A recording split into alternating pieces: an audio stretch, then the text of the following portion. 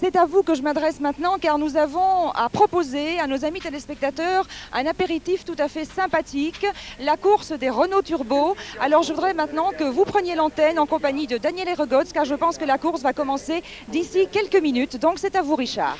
Merci Daniel, oui effectivement, dans quelques minutes, un premier rendez-vous avec la compétition dans le cadre de ces 24 heures, un lever de rideau somme toute comme il y en a déjà eu pas mal d'autres. Et Daniel, à ce que vous venez de dire, je voudrais simplement ajouter également que Thierry Tassin, pilote vainqueur ici à Spa-Francorchamps, s'associera à l'équipe de commentateurs pour suivre pendant les 24 heures essentiellement le déroulement, soit depuis le circuit et depuis les stands, soit depuis la cabine, donc en invité vedette Thierry Tassin, lauréat de ces 24 heures de Francorchamps. L'Europa Cup Renault Turbo, de quoi s'agit-il? Eh bien, c'est peut-être un premier rendez-vous en direct avec ce type de compétition qui, comme son titre l'indique, se retrouve en divers épisodes sur des circuits européens avec des vedettes françaises, des Allemands, des Hollandais, des Italiens et des Suisses. Malheureusement, pour ce rendez-vous en Belgique, il n'y a pas de pilote belge au départ. Les armes, vous les connaissez, vous allez les découvrir avec les caméras de ce reportage en direct. Il s'agit donc d'une voiture qui succède à la Renault 5 Turbo. La régie Renault et ses filiales ont lancé en compétition des voitures toutes neuves appelées Alpine V6 Turbo. Traduction technique maintenant par Daniel Ergots. Oui, ce sont des voitures assez performantes. Elles l'ont prouvé ici, ce très beau circuit de Francorchamps, avec une moyenne horaire de 151 km/h. Le meilleur temps avait d'ailleurs été réalisé par l'Allemand Oberdorfer. Pour revenir à ces voitures, donc, elles développent une puissance d'approximativement 250 chevaux, entre 230 et 250 en pointe, je dirais, pour les meilleurs. Ce sont des moteurs suralimentés, donc avec un turbo. Et la plupart de ces voitures sont préparées soit en Allemagne, en Italie ou encore en France, bien entendu. Des voitures qui valent cher, Daniel. On nous a cité le chiffre à peu près d'1,5 million de francs belges. Oui, 1,5 million de francs belges. Et en plus, disons que la saison dans l'ensemble peut coûter entre 3,5 millions et pas loin des 10 millions de francs belges dans les équipes de pointe. Mais ce sont bien entendu des équipes totalement professionnelles, car il ne faut pas oublier que ces épreuves ont lieu pour la plupart du temps en entrée, en levée de rideau des Grands Prix de Formule 1, de toute la saison européenne en tout cas, et que ces pilotes, d'ailleurs d'un très très bon niveau, offrent un spectacle tout à fait remarquable et remarqué par de très nombreux spectateurs. D'où intérêt financier important, non seulement de la régie, mais des annonceurs qui supportent cette formule. Intérêt également de pilotes de renom tels que Yann Lamers, pour ne citer que lui, et des voitures assez spectaculaires, nouvelles de conception, qui sur le plan fiabilité commencent à tout doucement se faire respecter, mais c'est une formule toute neuve en fait. Je dirais aussi Daniel que parmi les pilotes, eh bien, ceux qui se classent bien, nous allons le dire et le préciser dans un moment, les récompenses sont importantes et sont abondantes. On nous a communiqué officiellement que les récompenses s'élèvent à plus de 20 millions de francs belges pour l'ensemble de la compétition. Cela va de soi. En plus, il y a des primes de départ assez importantes, tant et si bien que les pilotes se divise, je dirais, le magot assez important course par course. Et en plus, le vainqueur du championnat se verra offrir une Renault V25 Turbo en fin d'année. Donc un prix assez intéressant s'il en est. Mais disons que ce sont surtout des équipes quasiment professionnelles auxquelles nous allons voir et évoluer, je dirais, des voitures intéressante. Et je crois que dans ce cadre-là, il y a encore des Hollandais, entre autres de l'acabit de Michael Bleekemolen qu'il faudra surveiller. C'est également un pilote tout à fait professionnel. C'est dommage qu'il n'y ait pas de pilote belge parmi ces engagés, il faut le souligner. Je crois que c'est une formule qui est quand même relativement chère et la Belgique est un pays relativement petit, donc sur le plan moyen financier, c'est quand même assez difficile de réunir cet argent. Je dirais en position numéro 2, il y a le problème que c'est une formule toute neuve. Les premières voitures sont arrivées relativement tard auprès des préparateurs, auprès des pilotes, tant et si bien qu'il n'y a pas eu un très grand intérêt, je dirais, des Belges. En plus, comme il n'y a que 23 voitures sur cette grille de départ, il n'y a pas encore eu la possibilité aussi de trouver des voitures en location, ce qui veut dire que les Belges n'ont pas pu même trouver une voiture à volant, je dirais, occasionnel, alors que nous découvrons ici à l'image le Néerlandais Yann Lamers, qui est un des principaux animateurs et champion d'Europe de la spécialité avec des Renault 5 Turbo l'année dernière et qui est maintenant pilote professionnel aux États-Unis et qui est revenu spécialement d'ailleurs pour cette épreuve de Renault de Europa Cup en fait ici à Spa-Francorchamps. Et Yann Lamers qui a réussi le deuxième temps des séances qualificatives. Yann Lamers est quatrième à l'heure actuelle du classement. Il est bon de rappeler que après les épreuves précédentes, c'est Oscar Larori qui occupe la première place du classement, alors que nous avons à l'image Orbern Dorfer, Peter de son prénom, et c'est lui qui part en première ligne avec le meilleur temps des essais ici à Francorchamps. Oui, alors ce pilote est un habitué des voitures de tourisme, c'est un jeune pilote assez exubérant, je dirais, dans son style de pilotage. Il faut dire que c'est la surprise générale qui s'est imposée, dans la mesure où, en règle générale, on met comme principaux protagonistes l'Allemand Schutz, le Hollandais Yann Lamers, l'Italien Massimo Sigala, et Oscar Larori, bien entendu, Oscar Larori qui est le leader du championnat en ce moment. Alors à côté d'Oberndorfer, il y a Lamers dont nous avons déjà dit un mot. En deuxième ligne, Sigala et Egger. Sigala est un pilote italien assez agressif. C'est un pilote qui s'est fait remarquer, je dirais, dans les formules de promotion également lancées par Renault et qui est un pilote qui est tout à fait à même de pouvoir animer les débats. Voilà sa voiture du reste. Et à côté de Sigala, Egger avec la voiture numéro 20. Derrière lui, il a Larori.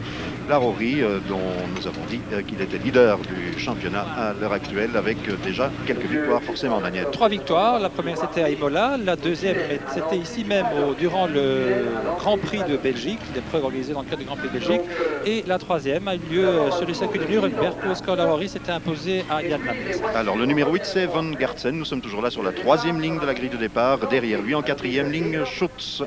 L'Allemand Schutz est habitué au pole position, c'est un Allemand qui a un tempérament absolument fantastique, un battant. Je peux vous assurer que s'il y a bien quelqu'un qui va faire du spectacle dans le peloton, ce sera bien lui, un pilote à surveiller. Et à ses côtés, de Lesseps, un nom qui est déjà entré dans l'histoire. Mais lui ne s'appelle pas Ferdinand. Non, bien entendu. De Lesseps conduit une voiture d'une préparation, je dirais, un peu moins poussée que les autres. Et d'ailleurs, il disait un très bon temps. Et entre parenthèses, je crois que c'est même un Belge, mais qui est résident français. Allez, cocorico, il y a tout de même un petit Belge au départ, dans une certaine mesure. Ce départ qui sera donné de manière lancée, en définitive. Et là, c'est quelque chose de neuf par rapport à ce que nous voyons en règle générale. D'autres vedettes à évoquer sur cette grille de départ, Daniel? Oui, je crois que juste après de Lesseps, on pouvait également citer Joël Gouillet, le Français, qui s'était imposé il y a quelques jours à peine durant le Grand Prix de France. Ça se passait au Castellet. Il s'était imposé face à un Yann Lamers absolument déchaîné. Et apparemment, on va se diriger vers une remontée assez spectaculaire de Joël Gouillet, qui est un habitué de cette formule, qui est d'ailleurs un très très bon préparateur et qui, à mon avis, doit vraiment être considéré comme un des protagonistes au spectacle.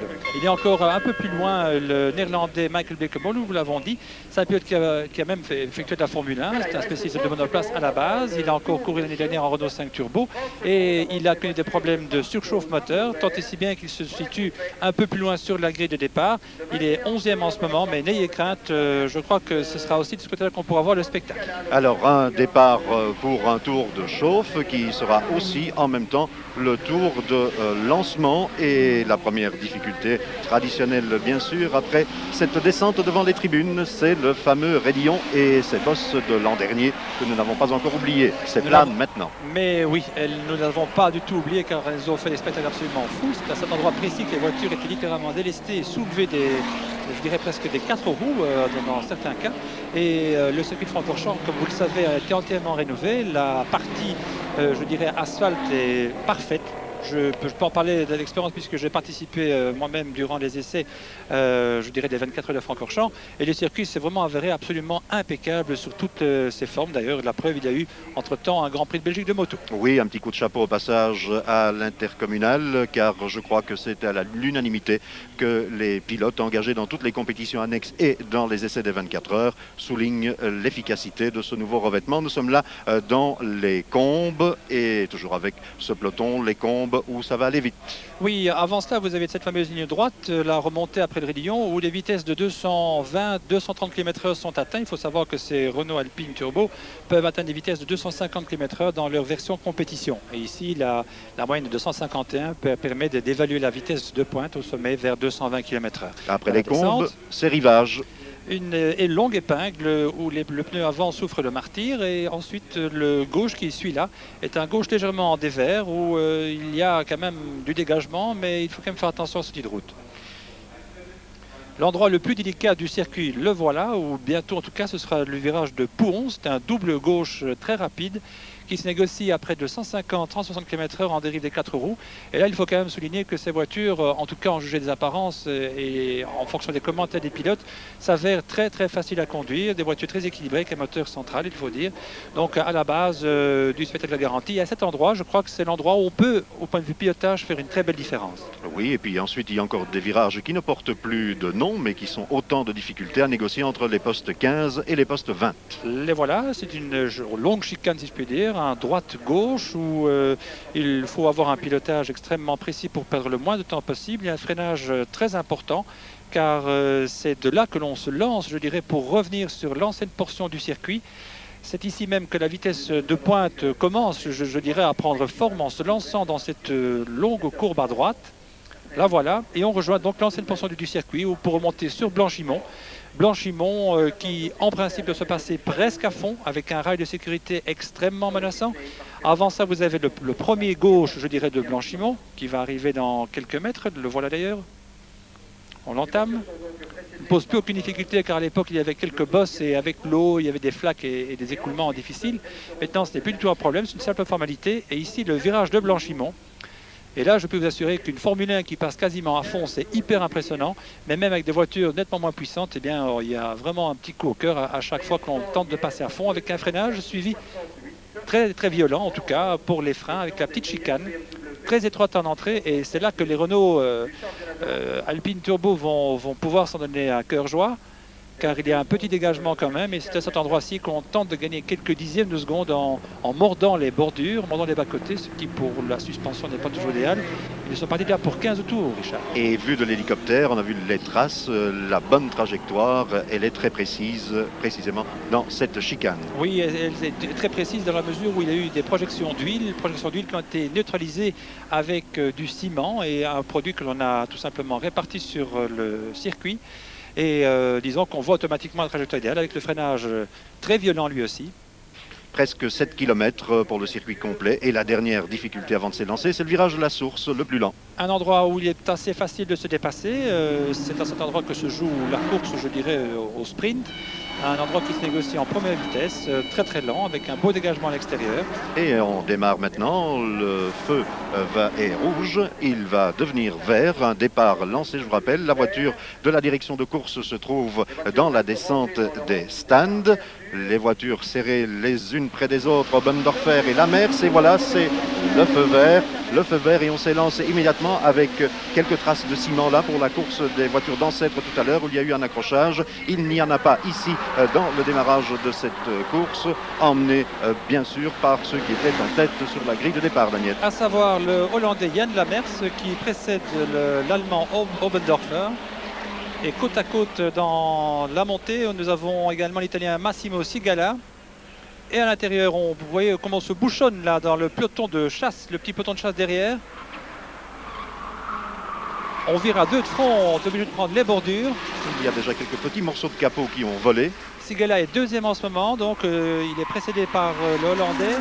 Il y a Oberdorfer qui est troisième et Egger, l'Allemand Egger, toujours sur cette Alpine, puisqu'on a 23 départs. La nouvelle portion avec l'épingle. La descente avec ce virage à gauche en dévers et déjà une petite inquiétude pour la Mers. Une fumée s'échappe de cette Alpine. Il faut dire que le problème principal sur le plan fiabilité se situe au niveau du refroidissement. C'est un moteur suralimenté avec une pression de suralimentation qui est libre. Donc s'il peut avoir envie de faire appel à son turbo au maximum, il peut le faire. Mais avec le risque évident d'avoir un problème sur le plan technique, sur le plan mécanique tout simplement. C'est la raison pour laquelle durant le premier tour, on a tendance à augmenter au maximum des tolérances la pression atmosphérique. La pression de supplémentation, pardon, oui, on vire à 2 ou à 3 de front, c'est des voitures faciles à conduire. Et je répète que le niveau de préparation est tel qu'en principe, on doit avoir des pelotons assez agités, où les différences entre voitures sont très faibles. Effectivement, toutes ces voitures se ressemblent. C'est une question sur laquelle il faut revenir et nous le ferons après le premier passage devant nous, après le premier tour, car on peut se demander s'il ne s'agit pas là tout simplement de conditions de course où chacun se trouve à égalité avec les mêmes armes et donc avec les mêmes chances de victoire, alors que ce n'est pas du tout le cas dans le cadre des 24 heures et que ça ne l'est certainement pas dans le cadre des Formule 1 où simplement le titre recouvre une famille, mais pas du tout le même type de voiture nécessairement avec les mêmes possibilités. Et on bondit, vous voyez que l'on bondit quand même encore quelque part sur ce circuit de Spa-Francorchamps avec l'étonnant Yann Lamers qui est aussi l'un de nos collègues puisque sur la chaîne hollandaise, la NOS, il commente les Grands Prix de Formule 1 et il a pris le large avec ce petit panache de fumée derrière lui, Daniel. Oui, au freinage, la roue à droite bloquée, c'est le Sylvain qui est à la limite et il profite en ce moment de la bagarre. Vous pouvez le constater vous-même, le peloton est déchaîné en furie et en se battant de cette manière, eh bien, il y a une grosse perte de temps qui s'ensuit avec comme conséquence d'avoir Yann Lamers qui a, au bon sang, pas loin de 3-4 secondes d'avance sur Oberdorfer. Il est incontestable que les bagarres en peloton sont très spectaculaires mais occasionnent une perte de temps très importante alors que certaines de vos voitures ont même mis les essuie-glaces. Vous voyez vous-même ici une belle dérive du Hollandais Blekemolen au sommet du Raidillon. Il y a une bordure, une petite bordure qu'il faut à tout prix éviter si on prend large, car elle soulève littéralement la voiture de l'intérieur. Un arrêt au stand, il s'agit de l'Allemand avec la voiture numéro 18, Knut Jäger. Mais belle avance déjà pour Lamers, et alors qu'on intervient sur la voiture de l'Allemand. Apparemment, il va y avoir un petit problème de pneumatique. Et regardons ici à nouveau le passage. Cela nous rappelle un petit peu le départ des 24 heures de l'an dernier. L'appui ici est pris sur une bordure. Oui, la bosse est tout à fait supprimée, mais si le pilote se laisse aller un tout petit peu au sommet, il rencontre cette fameuse bordure qui le projette littéralement en l'air. Et il n'est pas rare de voir des voitures se lever de 20-30 cm dans certaines circonstances. C'est assez impressionnant vu de l'intérieur, de l'extérieur aussi d'ailleurs.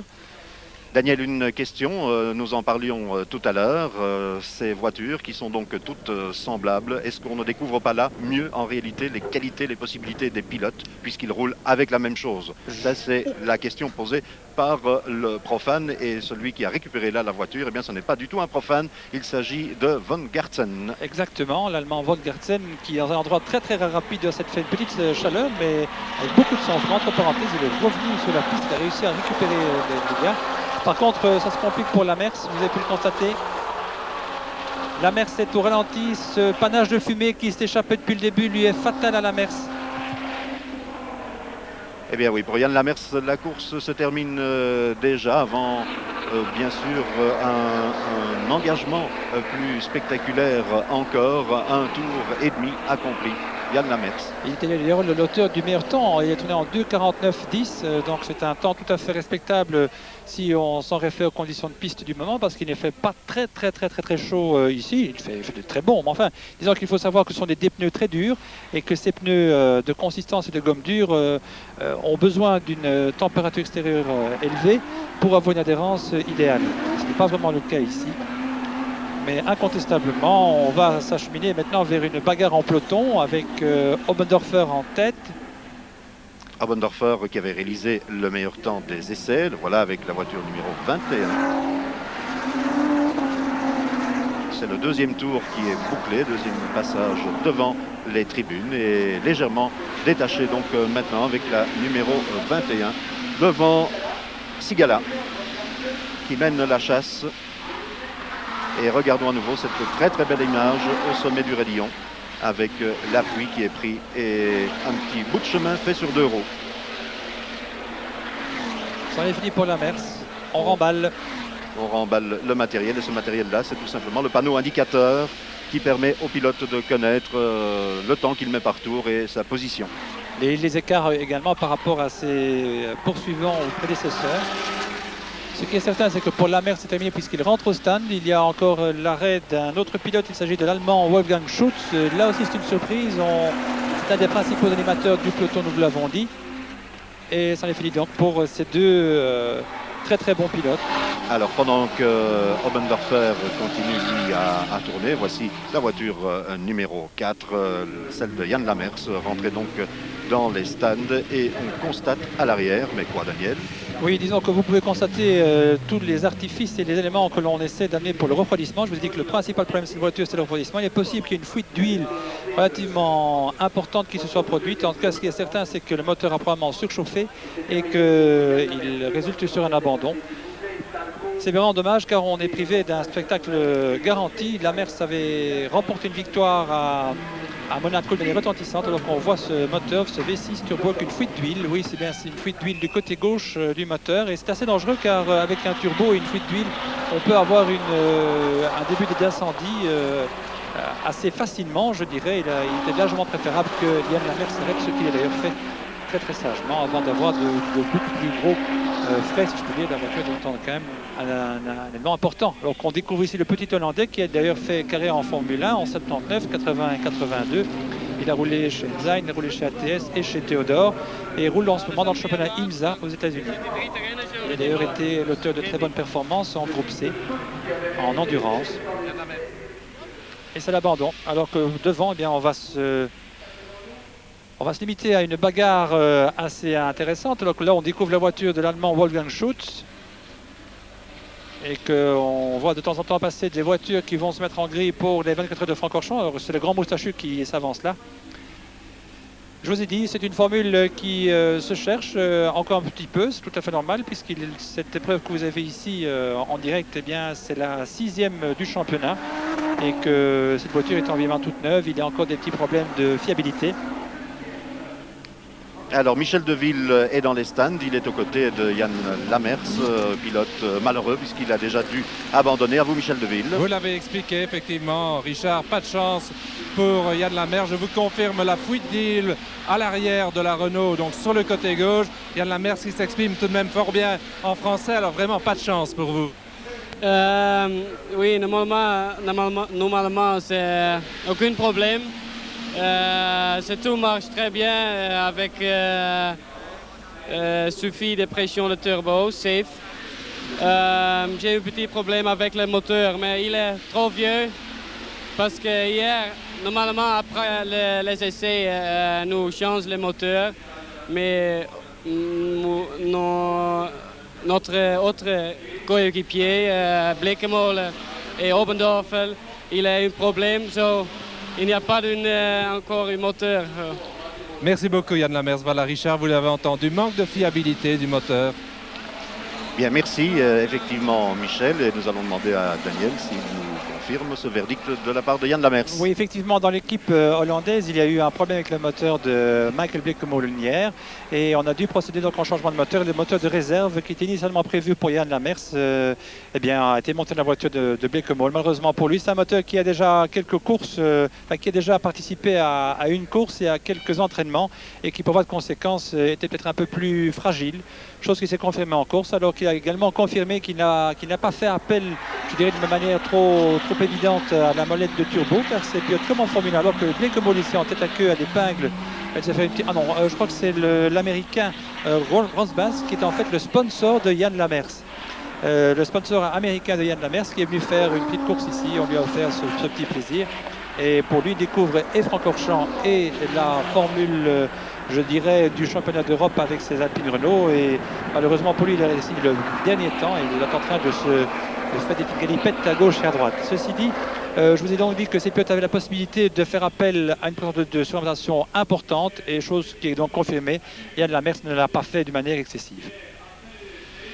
Alors, on n'a pas eu le temps de répondre à la question tout à l'heure, Daniel. Chacun avec les mêmes armes, mais avec des styles bien différents. Vous l'avez là sous les yeux, avec la voiture numéro 20, qui est celle de l'Allemand Altfried Heger. Oui, mais il faut quand même dire qu'il y a des moyens différents d'une équipe à l'autre. Initialement, la régie Renault a voulu imposer un règlement extrêmement sévère. Je l'ai compulsé ce matin. Ah, nous avons là sous les yeux la nomenclature de la Renault Alpine V6 Turbo version Europa Cup. C'est un un très très gros volume que l'on n'a certainement pas le temps de lire quand on doit maîtriser ainsi la voiture avec une méchante glissade et un très beau rattrapage. Oui, la chicane, je vous l'avais dit, est un endroit privilégié pour ces Renault. Ce sont des voitures, je dirais, qui se rapprochent fort de la série. Donc, sur le plan suspension, d'ailleurs, on leur impose une suspension unique qui est réglable en hauteur, mais qui n'est pas réglable, je dirais, au point de vue dureté.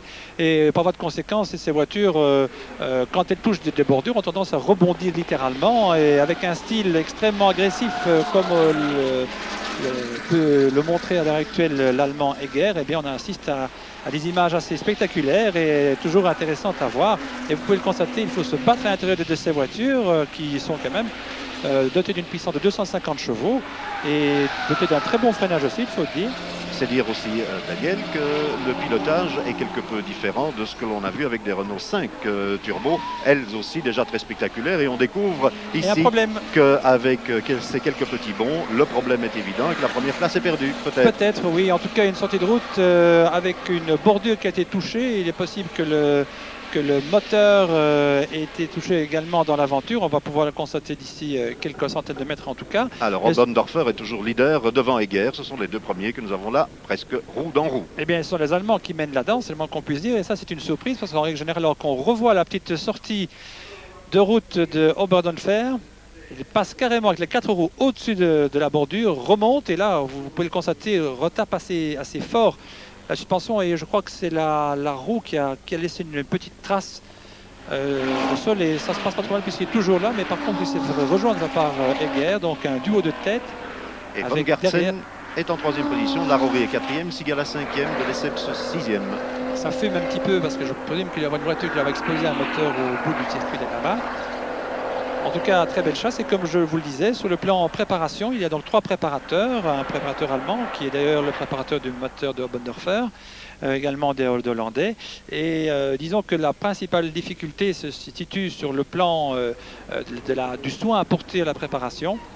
Sur le plan réglage, etc. C'est très sévère, très strict. On ne fait vraiment pas ce qu'on veut. On doit respecter un règlement qui est tout à fait bien fait. Chaque pièce répertoriée sur cette voiture est reprise dans cette nomenclature et fait l'objet d'une explication tout à fait particulière. Donc le moindre boulon de cette voiture fait l'objet d'une limite de préparation. Et c'est un volume de quelques 150 à 200 pages avec les dessins techniques et exactement ce que l'on doit faire et ce que l'on ne peut surtout pas faire. C'est très bien réalisé. Alors qu'on revoit le freinage à la limite d'Oberndorfer dans la chicane, il mord la bordure pour grappiller quelques dizaines de secondes, monte carrément sur 2 roues. Et vous pouvez le constater, la voiture rebondit assez fort. Alors, les 5 tours accomplis sur les 15 en tout. Et pour Egger, un temps qui est de 2 minutes 47 secondes et 69 centièmes pour 2,48,36 au leader Oberndorfer, qui a donc perdu un petit peu de temps. Vous avez pu le voir. Il y a encore, après cette Spa-Francorchamps, une manche en Allemagne, durant le Grand Prix d'Allemagne, de Hollande, d'Italie. Et la finale aura lieu en fin d'année à Vallelunga. Et le tournoi est tout à fait relevé. Épreuve ici à Spa-Francorchamps marquée par les Allemands essentiellement. Sans doute que la finale à Vallelunga sera un terrain de prédilection pour Larori par exemple et Sigala, Larori 4e et Sigala 5e à l'heure actuelle avec une rentrée au stand maintenant de la voiture numéro 37 et c'est Berthold Bermel, un Allemand. Et le leader vient de se faire prendre sa première position par l'Allemand Egger, donc Egger en tête devant Oberndorfer. Revoilà cette phase importante et cruciale avec un très beau travers. C'est la raison pour laquelle l'Allemand a réussi, le deuxième Allemand, je dirais, Egger, a réussi à lui grappiller sa première place de manière assez nette. Il faut dire que la moindre erreur se paye relativement cher, le niveau de pilotage étant je dirais, la valeur principale de cette course. Donc la moindre erreur se paye vraiment immédiatement. Un arrêt de Michel Gabriel, un pilote français avec la numéro 7. Et je dirais, Daniel, lui, un petit geste de dégoût en disant « hop, c'est fini ». Je dirais que pour les spectateurs et pour les profanes dont je suis, incontestablement, c'est l'occasion d'apprécier le pilotage et de voir que les pilotes travaillent d'une manière bien différente. Bien, disons que chacun a un peu son style. Il y a très peu de paramètres, je dirais, de réglage, si c'est la pression de des pneus et je dirais la hauteur de caisse, les barres stabilisatrices sont limitées, etc. Donc c'est dans la géométrie de suspension et dans les réglages, petits réglages, je dirais que l'on peut chercher la différence, et dans le pilotage. Et là, il y a des pilotes qui se jettent à fond dans la bagarre d'une manière tout à fait délibérée en coupant sur bordant sur les bordures, comme l'Allemand Bodenfeld est en train d'en faire la démonstration dans la chicane. Ou alors, c'est un pilotage tout en finesse et en force, comme c'est la spécialité du Hollandais Jan Lammers, spécialisé, je dirais, de la conduite sur pluie et également dans les conditions difficiles, mais il est vraiment le spécialiste, je dirais, de la conduite en pureté. Et c'est vraiment dommage qu'on soit privé de sa démonstration. En tout cas, l'erreur va coûter cher à Obendorfer, puisque Egger prend le large et que l'équipier de Egger, à savoir Von Gartzen, troisième, est en train de revenir sur Obendorfer, suivi de Oscar Larori, un Argentin qui a été spécialiste de la Formule 3 et de la Formule 2 à un moment, qui est un pilote, je vous l'ai dit, qui a remporté 3 victoires cette année et dont il faut encore se méfier. Le voilà d'ailleurs, il revient. Pendant ce temps-là, le tour pour Egger, ici en 2 minutes 48 secondes et 7 dixièmes. Egger, premier, Obendorfer, deuxième, Von Gartzen, troisième, quatrième, Larori, cinquième, Sigala, sixième, de Lesseps, septième, Pouillet, huitième, Becker et neuvième, Isler. Un Suisse assez rapide d'ailleurs, mais pour le moment il se balade en 2 minutes 55 alors que les leaders tournent en 2 minutes 48. C'est pour vous dire quelle différence il peut y avoir tout aussi bien sur le plan préparation, parce que malgré tout il y en a un petit peu quand même, et surtout sur le plan pilotage. Et Obendorfer, lui, a tourné en 2 minutes 51 et 59. Évidemment, ce travers, il se traduit aussi au chronomètre de ce tour. Va-t-il pouvoir revenir maintenant dans le sillage immédiat de Egger? Toute la question, c'est le suspense, mais il faut avouer que pour nous, c'est une découverte, et une découverte agréable que vous partagez certainement. Le spectacle est aussi assuré par ces voitures Alpine V6 Turbo et l'Europa Cup. C'est une voie ouverte éventuellement pour d'autres disciplines telles que la Formule 3000 ou la Formule 1, Daniel? Je ne crois pas, disons que ce sont des formules de promotion relativement onéreuses quand même. Nous avons chiffré cela entre 3,5 millions et 10 millions de francs belges pour les équipes professionnelles. Ce qui est évident, c'est qu'elles permettent éventuellement d'en arriver, alors que vous avez un abandon, une surchauffe aussi pour cette voiture arrêtée au bout du circuit. Eh bien, dans les stands, il se passe aussi des choses avec Michel Deville. À vous, Michel. Oui, Richard, vous l'avez dit tout à l'heure, arrêt au stand depuis maintenant 2 bonnes minutes au moins du Suisse Michel Gabriel. Verdict assez simple et à la fois un tout petit peu dramatique, entre guillemets, le moteur n'avance plus. Oui, le moteur ne marche plus. Je pense que c'est le collecteur d'échappement qui a lâché. Et il n'y a plus de puissance, je ne peux plus passer la 5e et puis bon, c'est l'abandon. Oui, c'est l'abandon définitif. Maintenant, comme Jan Lammers tout à l'heure, mais pour des motifs très différents. Ah bon, ça, je ne sais pas du tout. Eh bien voilà, donc en participation suisse, vous étiez le seul Suisse engagé dans cette épreuve. Oui, et vous reviendrez aux 24 heures de Francorchamps. Alors, dans la grande épreuve d'endurance, est-ce que vous avez une expérience, vous, dans l'épreuve d'endurance? J'ai déjà fait les 24 heures du Mans 2 fois, mais je préfère quand même les courses de vitesse que les courses d'endurance. Eh bien voilà, donc une appréciation et abandon, le deuxième au moins, après Jan Lammers, celui de Michel Gabriel. Oui, merci Michel Deville. Et effectivement, Daniel, un abandon avec le sourire, alors que Egger bondit et va-t-il bondir vers la victoire? Il est toujours Obendorfer derrière lui, de même que Von Gartzen, Larori et Sigala de Lesseps 6e. Rien n'a changé. Gouillet, 7e. Mais nous avons une définition assez intéressante de cette formule. C'est effectivement un sprint. Un sprint, c'est un sprint de 15 tours, donc dans lequel la moindre erreur se pêcherait et où le pilote se donne en fait à fond pendant ces 15 tours. Alors qu'effectivement, en endurance, on a tendance à prendre une marge de sécurité sur le plan mécanique, à ne pas, je dirais, solliciter les voitures de trop, tout comme les pneus d'ailleurs.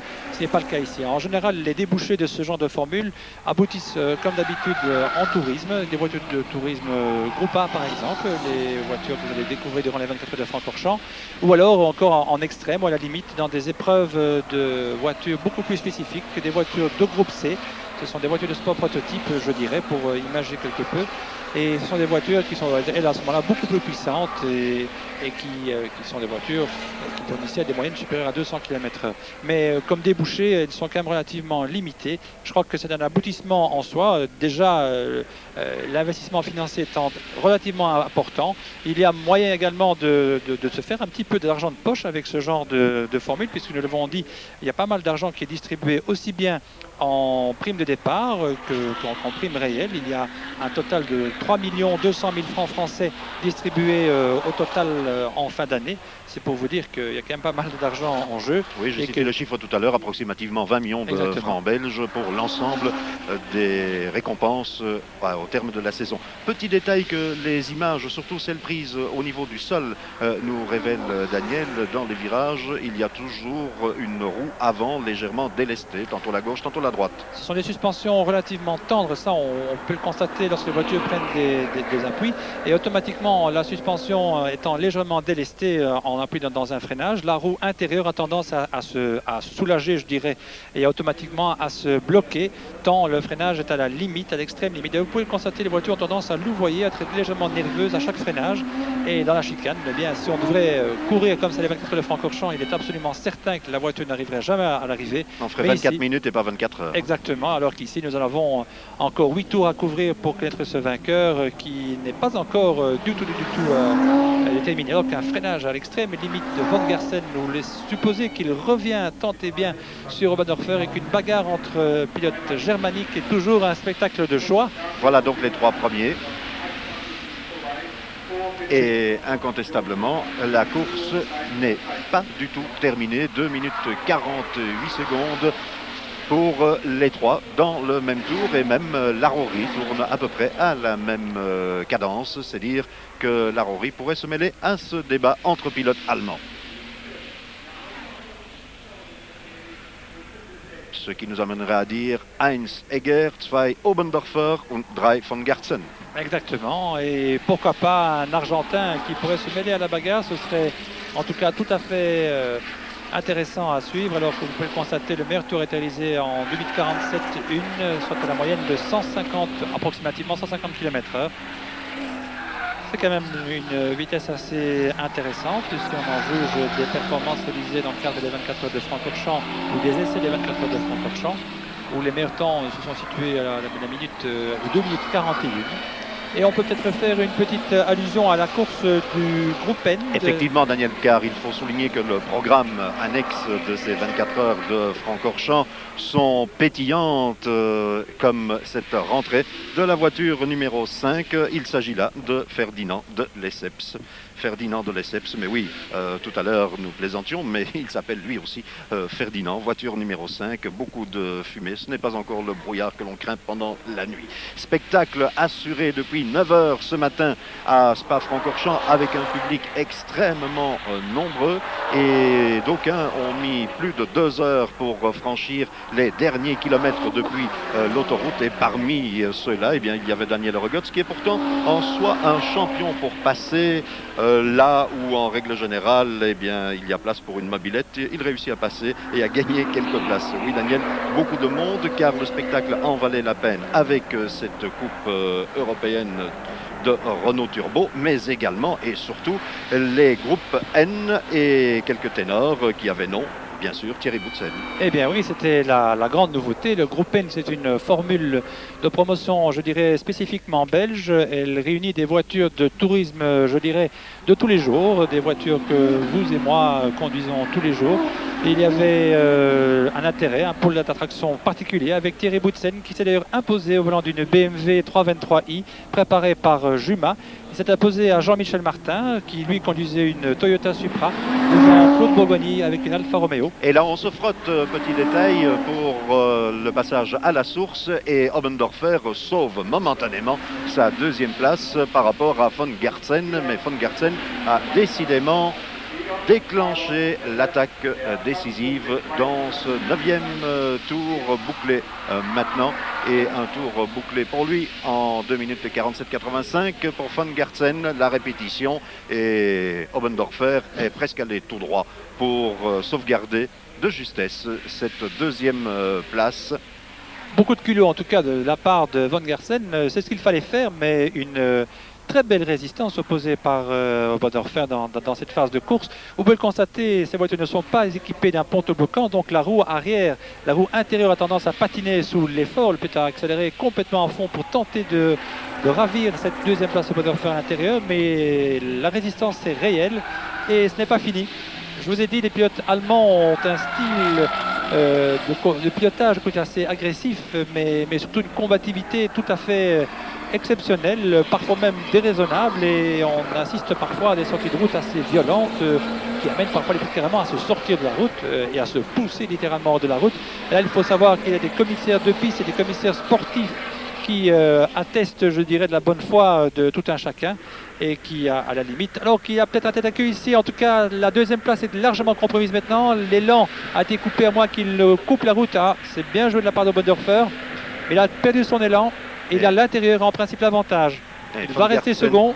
Doit passer maintenant. C'est fait, mais ce fut presque du patinage.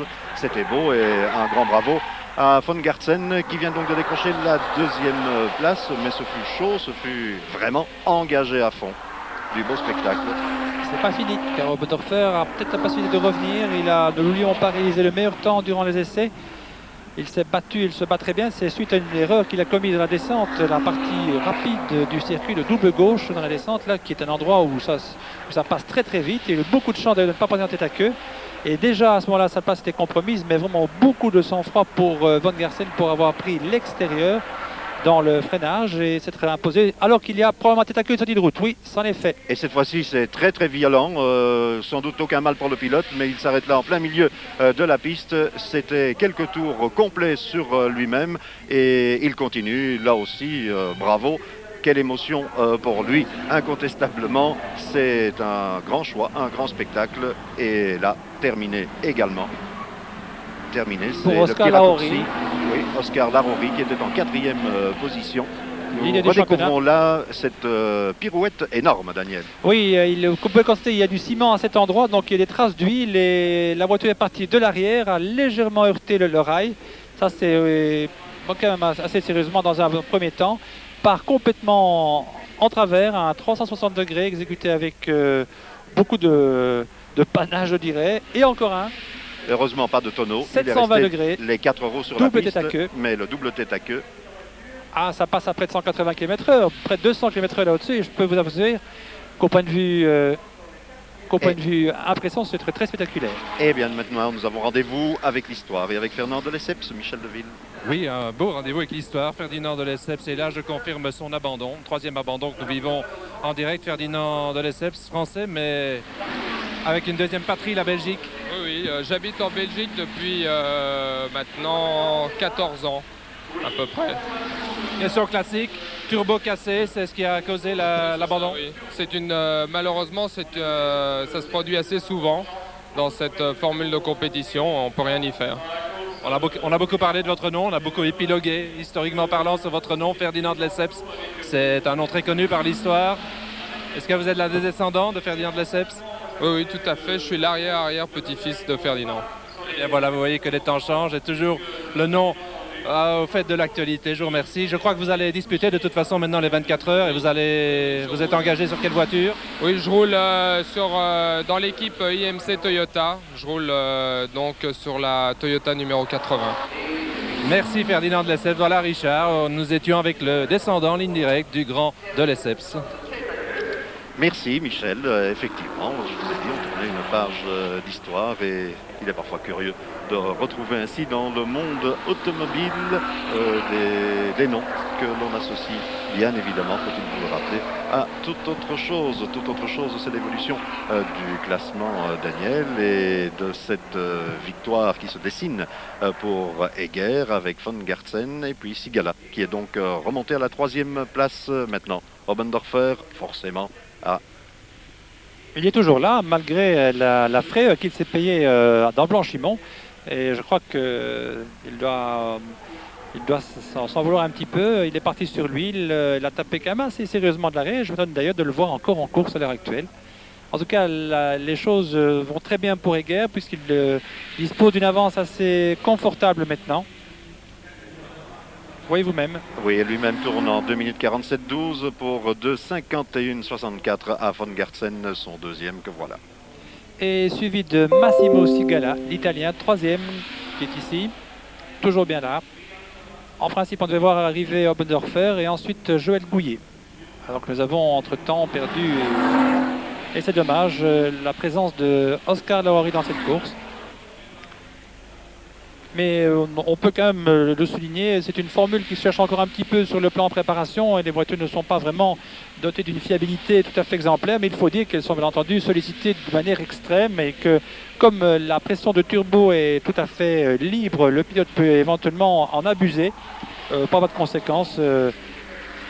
Une rupture de moteur ou de turbo est à craindre et c'est ce qui se passe pour la plupart. Il faut pouvoir doser, je dirais, son effort et mettre juste ce qu'il faut de pression de supplémentation pour rester devant et c'est ce que Egger a réussi à faire et entre parenthèses a commis d'ailleurs très peu d'erreurs, un style de pilotage tout en finesse comme vous pouvez le constater.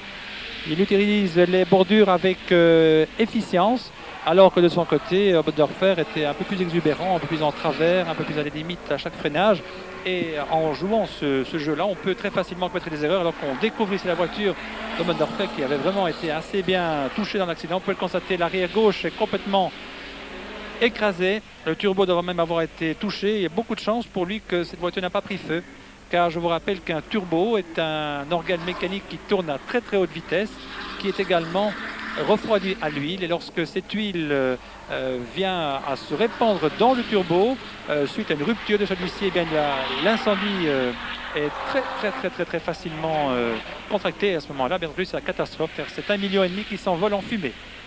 Eh bien, il vaut mieux éviter cette fâcheuse mésaventure. Obendorfer s'en tire donc bien. Egger, je voulais dire que c'est tout en délicatesse qu'il exécute ses œuvres vers la victoire. 11 tours accomplis, le 12e dans un moment pour 15 tours en tout. Mais ce spectacle qui nous est offert par la Coupe Europa, Daniel, nous a quelque peu dévié des prestations du groupe N et de Thierry Boutsen notamment. Il y a eu des manches successives. C'était relativement difficile pour connaître le 3e et le 4e sur le podium, mais pour ce qui était de la victoire et de la 2e place, c'était beaucoup plus simple. Oui, disons que la première manche a été remportée par Bernard Callier avec une Mitsubishi Starion qui effectuait ici d'ailleurs ses débuts en groupe N, en tout cas à ce niveau-là. Il a été suivi par Thierry Boutsen avec une BMW 323. Il y avait Albert Scott avec une 5 Turbo, Jean-Michel Martin avec une Toyota Supra, Marc Demol avec une Alfa Romeo GTV6 et ensuite Eric Van de Poel. Donc une très belle bagarre à opposer en fait tous ces pilotes avec le fait important que Guinève avec la BMW a dû abandonner dans la première manche mais s'est imposé à 2 reprises aujourd'hui alors qu'il y a encore un abandon pour l'américain Rothbard en fait dans la coupe Renault. Et donc je l'ai dit ce matin, une très belle bagarre qui finalement a vu la victoire de Thierry Boutsen.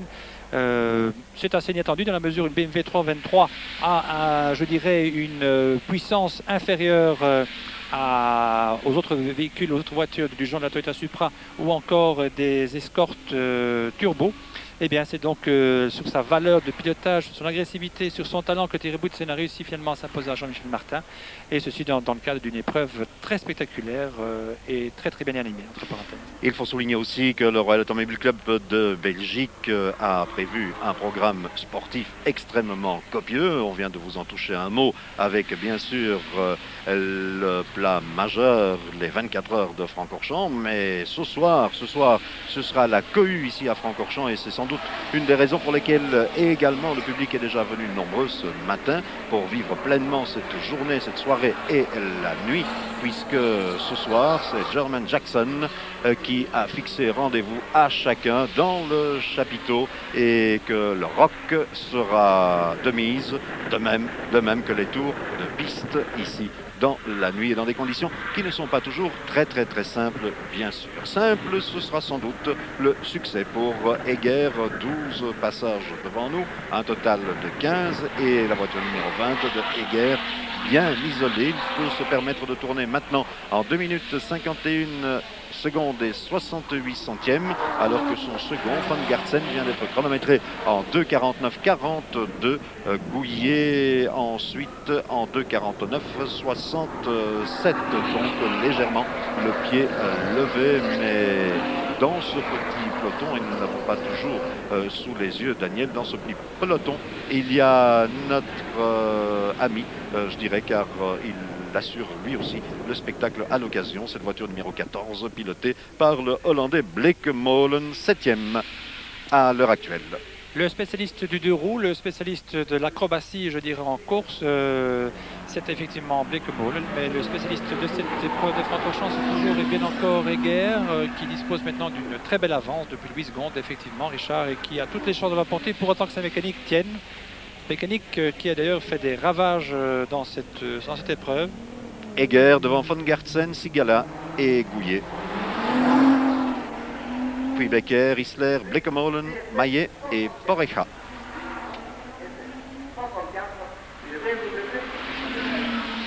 8 secondes d'écart entre Egger et Van Gartsen.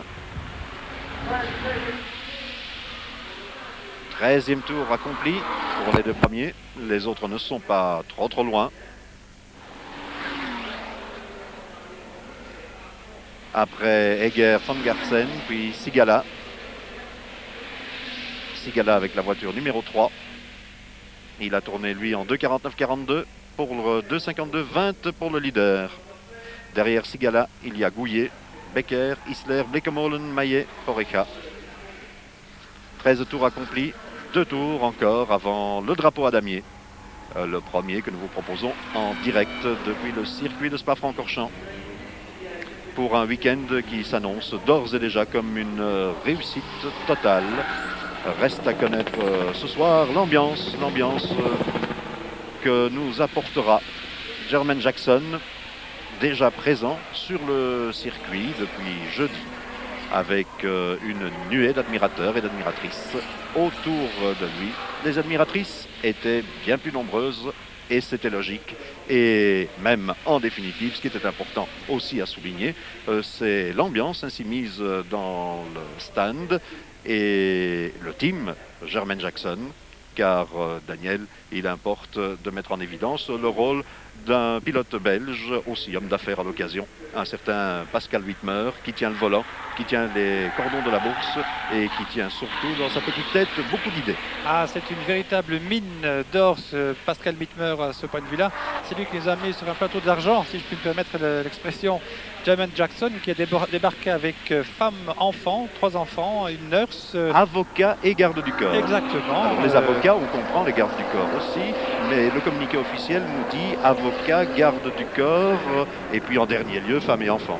Exactement. C'est ça la vie de Jermaine Jackson. Il est arrivé depuis Hawaï en faisant escale à Los Angeles, ensuite New York, Bruxelles, assez fatigué, mais c'est d'un œil très intéressé qui a suivi les évolutions de sa voiture et d'autres voitures d'ailleurs entre parenthèses aussi, auquel il a vraiment, s'est vraiment intéressé avec, je dirais, tout à fait justification. Alors qu'on voit ici un long travers, très bien récupéré, avec beaucoup de maîtrise. C'était de justesse que cela fut, d'ailleurs, que ce ne fut pas une sortie de route. Van Gartsen est revenu maintenant à 5 secondes et 14 centièmes de Egger, que voilà toujours après cette maestria évoquée par nos caméras. Egger premier, Van Gartsen deuxième position, Sigala troisième, Gouillet quatrième. Et il risque entre autres d'empocher les 15 000 francs français attribués par la Régie Renault pour le vainqueur au classement général de la course, en plus des primes de départ et des primes attribuées pour la position sur la grille de départ. Ça fait bien entendu pas mal d'argent. Il n'est pas impossible que Egger s'en aille de Spa-Francorchamps avec un petit portefeuille nanti de 150 à 170 000 francs de plus. Eh bien, il dira un grand merci. Le drapeau à damier est d'ores et déjà prêt. Nous sommes dans le dernier tour. Drapeau à damier qui devrait être présenté tout là-haut dans un petit moment, si bien sûr tout nous est confirmé dans ces classements. 14 tours accomplis, ça c'est évident. 14e tour en 2 minutes 49,72 pour Egger, 2,49,18 pour Von Gartzen. Un peu plus rapide donc, mais plus assez rapide pour venir inquiéter Egger et sa victoire. L'Allemand avec la voiture numéro 20, l'Allemand Altfried Egger.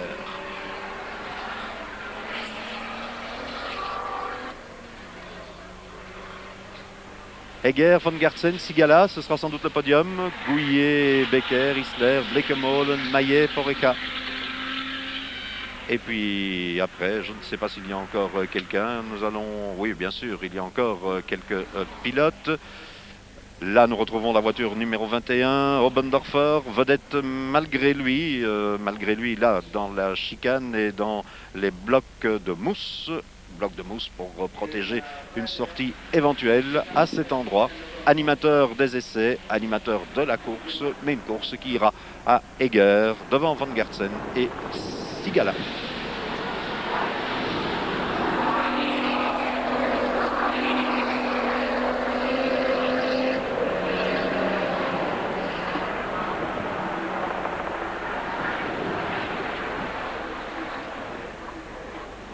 Un premier rendez-vous qui fut donc un spectacle, une réussite incontestablement et qui sans doute fait un petit peu oublier les soucis actuels de la régie Renault, que ce soit dans le cyclisme, que ce soit dans la Formule 1. Les dernières informations que nous avons reçues laissant tout de même sous-entendre que tout irait bien pour la Formule 1, à condition de trouver un co-sponsor, bref, quelqu'un qui finance très chèrement, bien sûr, l'ensemble de l'opération. C'est les derniers mètres, c'est le dernier virage pour cette voiture numéro 20 de Egger.